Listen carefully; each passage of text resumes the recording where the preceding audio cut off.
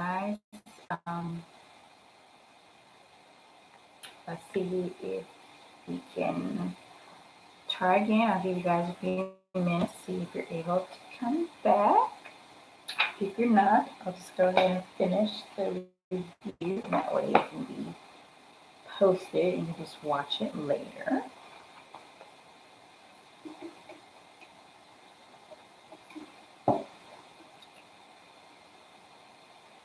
All right, can you guys hear me? Can you see me?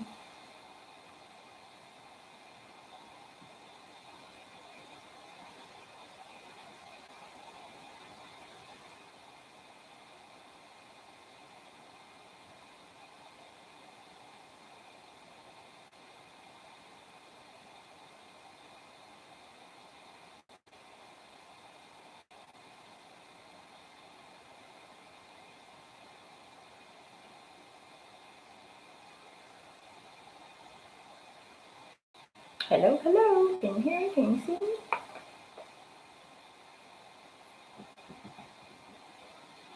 Anybody?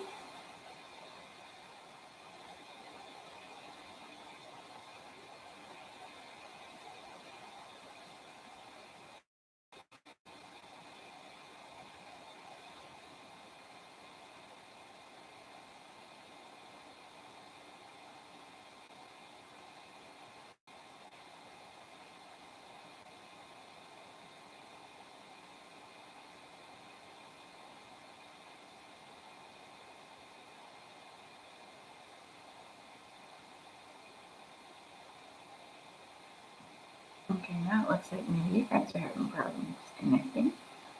Oh,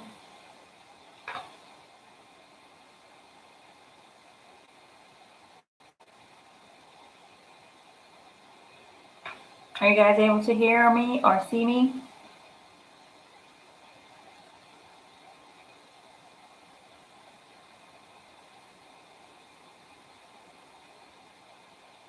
Hello, hello.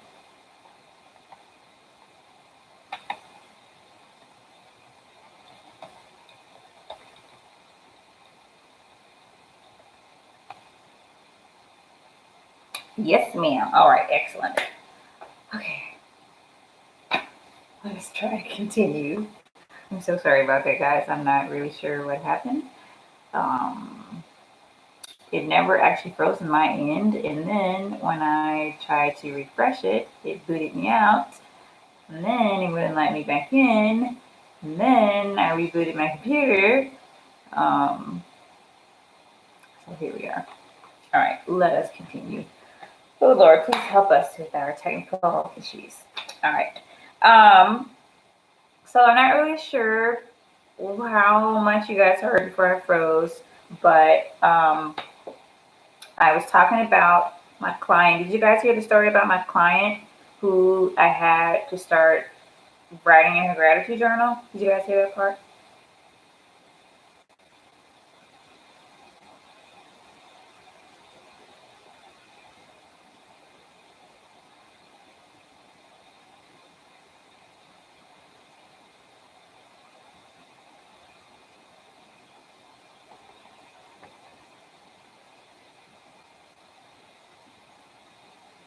Are you guys still there? Okay, anyway, I'll just go ahead and repeat it just in case. So I have a client and she was having issues with just kind of depression and murmuring and complaining and fussing. And so, okay, part of the story. And so I encouraged her to start a gratitude journal and then check back in with me in a couple days to see how things were going. And she checked back in, and she was just really embarrassed by how hard it was to write things that she was thankful for, especially about her family members, including her children. And so we just kind of talked about how when you develop a habit of murmuring and complaining, it just becomes hard to be grateful. And so that's why you want to make that habit of writing things out. So I started giving her examples of just anything. You go to the grocery store and there's a parking space in the front, write down that you're thankful. You go to the grocery store and there's no parking space in the front and you have to walk, you write down that you're thankful that you got a couple of extra steps in. So whatever happens, you're thankful that it wasn't worse than what happened, just kind of just whatever. And then after a couple of weeks, she really after a week, but even more a couple of weeks, she was just very amazed at how her thought process was changing, and how she was more readily able to say thank you for things that her children or her husband had done.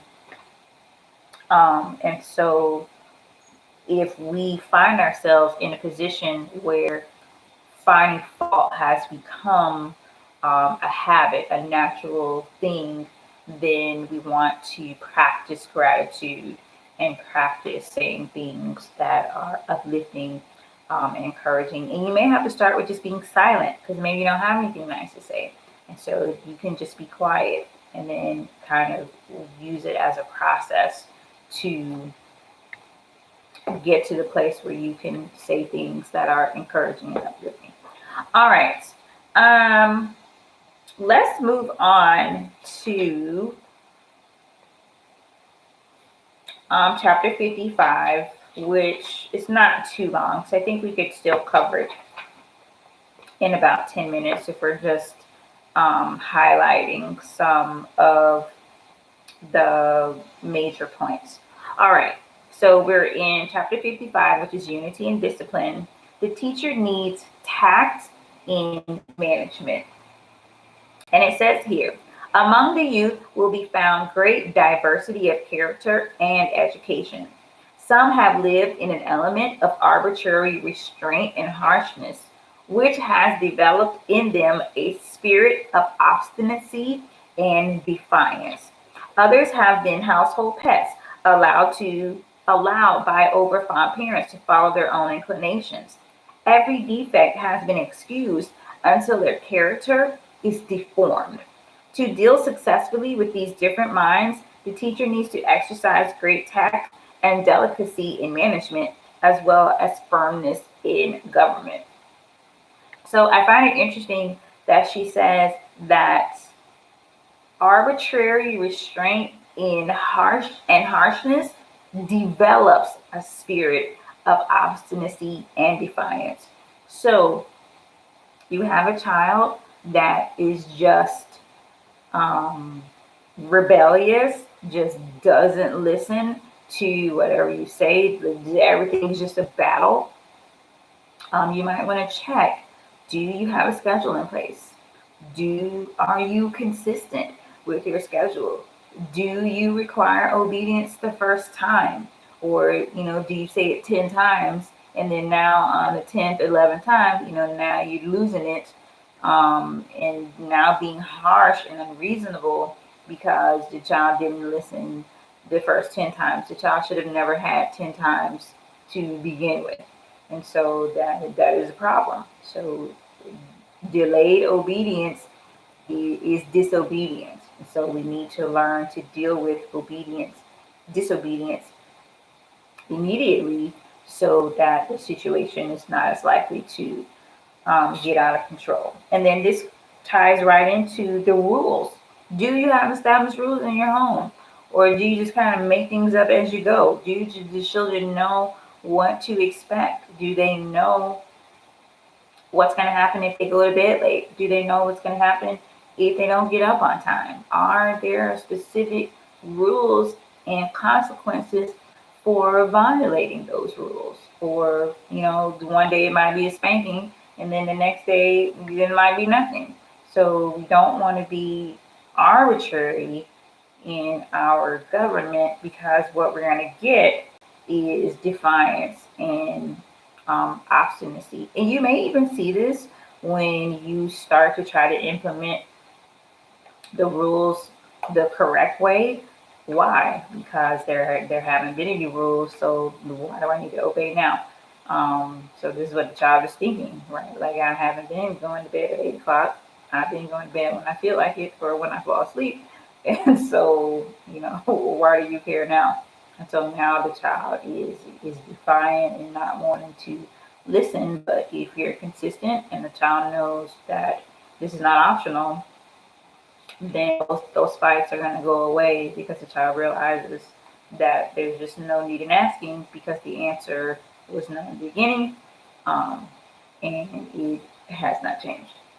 All right. And then at the bottom, it talks about the rod. We should hope that in the schoolroom there would never be occasion to use the rod. Hold on, I missed the word. But if in a school there are those who stubbornly resist all counsel and entreaty, all prayers and burden of soul in their behalf, then it is necessary to make them understand that they must obey.